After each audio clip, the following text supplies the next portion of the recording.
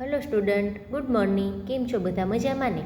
ચાલો આજે આપણે સલામતી વિશે થોડું શીખીશું. સલામતી કઈ રીતે રાખવી જોઈએ તે આપણે શીખીશું. જો આ શું છે? મેદાનની રમતો ઘરની અંદર રમો નહીં.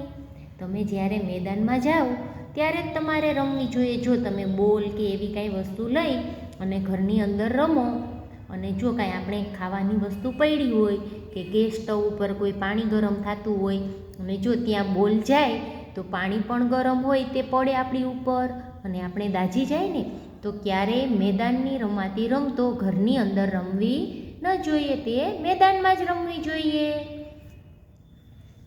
કાન અથવા નાકમાં અણીદાર વસ્તુઓ નાખવાથી ઈજા પહોંચે છે. તો જો તમારે કાનની અંદર કોઈ પેન્સિલ, બોલપેન, સેફ્ટી પિન એ નાખવી ન જોઈએ.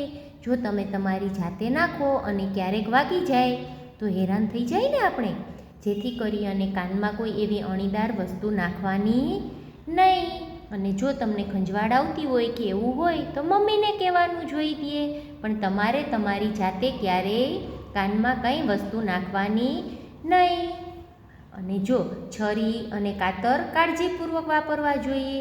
જો છરી તમે મન પડે તેમ વાપરો તો હાથમાં લાગી જાય અને કાતરમાં પણ એવું જ થાય.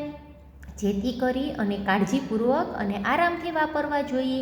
બને ત્યાં સુધી કાંઈ એવું કટ કરવાનું હોય તો મમ્મીને કહેવાનું, જેથી કરી અને તમને લાગે નહીં. અને આગ સાથે રમવું ન જોઈએ. જેમ કે તમે માચીસ લઈ અને દિવાસળી સળગાવો અને જો તમે ડરી જાઓ તો ગમે ત્યાં પડી જાય, તો ત્યાં કાંઈ વસ્તુ પડી હોય તો આગ લાગે ને.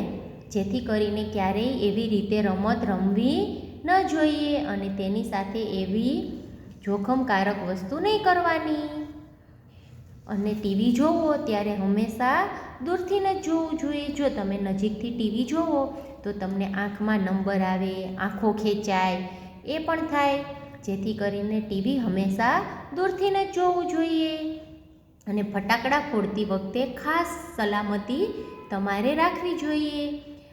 અને ફટાકડા ફોડો ત્યારે ખાસ દૂરથી જ તમારે જોવું, જેથી કરી અને તમને દાઝવાની બીક ના રહે.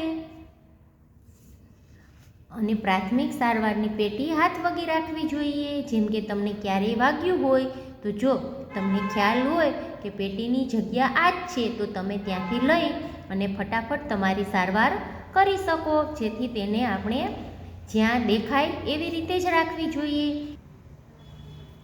ચાલો હંમેશા ફૂટપાથ પર વ્યવસ્થિત ચાલવું જોઈએ. આડાઅવળું ચાલવું ન જોઈએ. જો તમે આડાઅવળા ચાલો તો ક્યાંય એક્સિડન્ટ કે એવું થવાની બીક રહે ને. જેથી કરીને હંમેશા ફૂટપાથ પર વ્યવસ્થિત ચાલવું જોઈએ. ઝીબ્રા ક્રોસિંગ પરથી રસ્તો ઓળંગવો જોઈએ.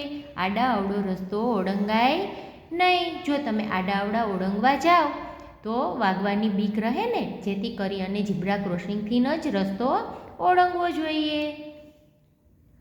ચાલતી બસમાં ક્યારેય ચડવું કે ઉતરવું ન જોઈએ. જો તમે ચાલતી બસમાં ચડવા જાઓ અને ક્યારેક બસમાં ફાસ્ટ ચાલતી હોય તો તમને પડવાની બીક રહે અને લાગી જાય. જેથી કરી તમારે ચાલતી બસમાં ચડવું પણ ન જોઈએ અને ઉતરવું પણ ન જોઈએ. રસ્તા પર ક્યારેય રમવું ન જોઈએ. જો તમે રસ્તા પર રમતા હો અને પાછળથી કે આગળથી વાહન આવે તો તમને શું થાય? લાગી જવાની બીક રહે. જેથી કરી અને રસ્તા પર ક્યારેય રમવું ન જોઈએ.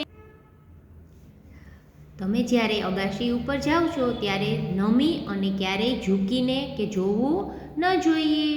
ધાબાની વચ્ચે ઊભીને જો તમે પતંગ ઉડાડો છો તો ધાબાની વચ્ચે ઊભી અને પતંગ ઉડાડવાની, ક્યારેય નમવાનું નહીં. જો તમે નમવા જાઓ તો શું થાય? વધારે નમાઈ જાય તો આપણે પડી જઈએ. જેથી કરી અને ક્યારેય એવી રીતે નમવાનું નહીં. તો તમારે તમારી સલામતી બરાબર રાખવાની છે અને ધ્યાન રાખવાનું છે. અને ઘરે પણ તમારે આવી રીતે શીખવાનું છે. Okay student, bye bye.